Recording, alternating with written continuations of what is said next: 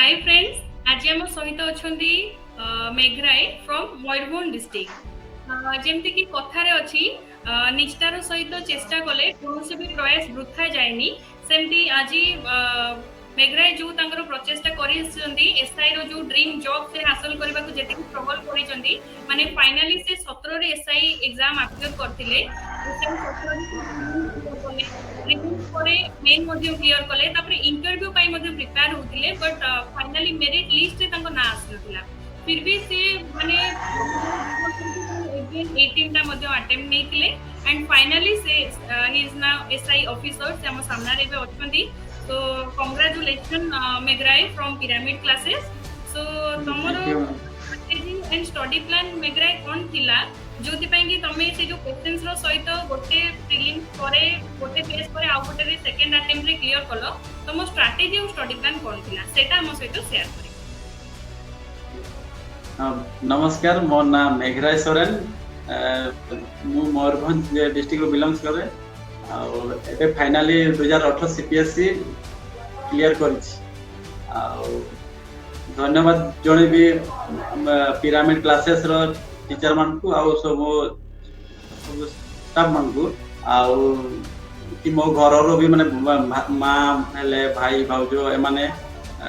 बहुत सपोर्ट करछंती। तो तांको सपोर्ट जोगु मु आज 2018 सीपीएसई क्लियर करके एबे मेरिट लिस्ट ना आसी जायछि आ मु ता पे बहुत खुशी मन करूछि। हां, तो तमरो केते समय मेघराई तुमे पढारे दउतिलो जो माने नॉर्मली हमहु के देखुछनी तांको मन रे ए सब क्वेश्चन सर आपण केते समय पढारे दउतिले, सर आपण को सब्जेक्ट रे बेसी फोकस करतिले सर, तो ए सब क्वेश्चन माने केते समय पढारे दउतिलो सेटा शेयर करियो। हां देखो तो मु 2017 फर्स्ट अटेम्प्ट थिला मोर 2017 सीपीएसई सेथिरे सब क्लियर तो थिला, प्रीलिम फिजिकल मेन भाइवा क्लियर थिला। को मेरिट रे ही ना आसी नथिला, सेटा मु बुझी पार जे कोथिरे मोर फॉल्ट थिला आ मु से फॉल्ट जानि पार कि एबे 2018 सीपीएसई देली तो मोर जो फॉल्ट जानबा पाई जानिली, तो सेति पई मु आज 2018 टा क्लियर करछि। तो मु एति की कोहे पे जाइबे जे हां जे निजर भूल कोठी होउची माने मार्क कोथि पई कोठी कम रहउची से जिंसडा जदी वांस जानि गेले देखि सक्सेस बहुत पाखरे ही थिबो, तो से जिंसडा जानिबा दरकार एक्चुअली। हां ठीक अछि। तो पढारे तमे केते समय दउतिलो, स्टडी प्लान केमति कोन थिला सेटा टिके शेयर करियो। हाँ तो मु मैक्सिमम मिनिमम ही कहबी मिनिमम 4 घंटा ताठू बेसी ही पढ़े। तो एक्चुअली मु बेसी फोकस माने प्रैक्टिस रे ऊपर फोकस दोतिली आ एक्चुअली मैं पढ़ा पाई मु एक्चुअली घरे रहो नथिली, मु जाय कि हमें तीन सांग बाहर रे रूम ने कि रहउतिलो। तो से हम तीन जण सांग 2017 देथिलो, तो समस्त भाग्य खराब जे माने मेरिट ना आसिलानी। तो आमे से डिसाइड करलो जे बाहर रहिबा गुडे एनवायरनमेंट से पढ़ा एनवायरनमेंट रखिबा आ देखि सेठी पढ़ा पढ़ी करके हम टारगेट थिला से एसआई हेबा पाई। तो फाइनली आमे से बाहर रहि कि पढ़ा पढ़ी करके मिनिमम तो 4 घंटा ताठू बेसी ही माने एति तो होबनी, तो 8 घंटा पढ़िले बहुत भलो, किंतु माने से स्ट्रेटजी रखिया दरकार आ नहले एंती माने खाली पढ़ि देबे एंती सेंती होबनी जॉब। ठीक अछि। सो हमकु जो माने बे उत्कंठार सहित चाहि जंदी से माने सेटा तुमठु जानिबा को चाहू जंदी जे सक्सेस टिप्स मो पई कोन माने तमे जो सक्सेस पाइलो ता पछरे जो पिरामिड रो कोन सहयोग अछि कोन सेटा केमति कोन।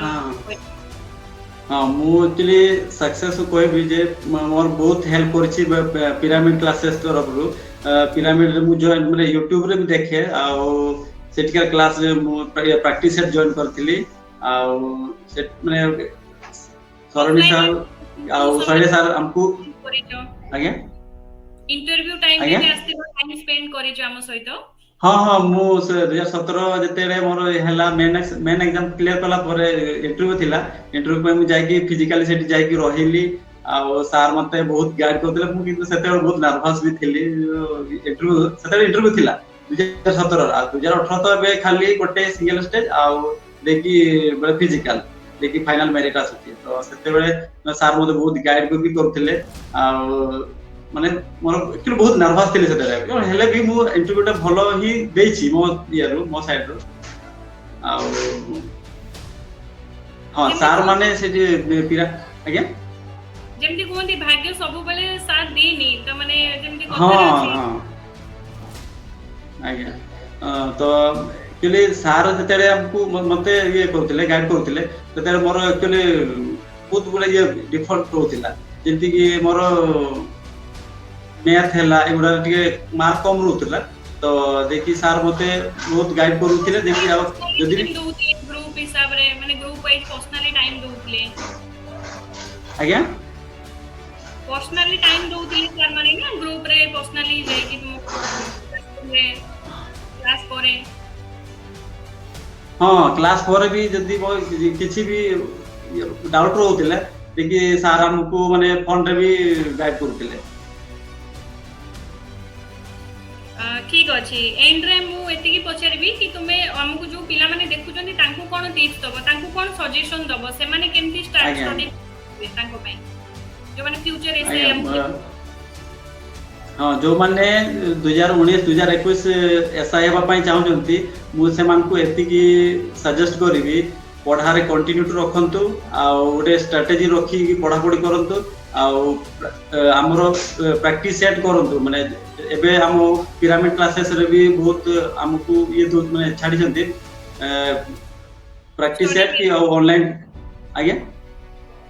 स्टडी तो मेथड सेठी भी अपन हाँ अपन जॉइन करि परिबे आ करेंट अफेयर तो मंथली सर पढो सॉरी सर पढांती मंथली वीकली भी पढोचंती तो अपन सेठी जॉइन करि परिबे आ आपनकर प्रैक्टिस सेट जो वंस जॉइन करिवे सेठी जानि जेबे जे आपनकर वीकनेस कोठ रहउची तो वंस वीकनेस जानिले देखि आपन पूरा सक्सेस तक पहुंची पारबे सियर okay thank you so much Meghrai तमे बहुमूल्य समय हमको देइथिबारु एंड पिरामिड क्लासेस तरफ रो wish you all the best तमे जो लाइफ रे गोटे न्यू रिस्पांसिबिलिटी नबा को जाउचो फ्यूचर साई ऑफिसर सब रिस्पांसिबिलिटी नबो तो तमरो आगो को फ्यूचर पे wish you all the best thank you so much thank you ma'am thank you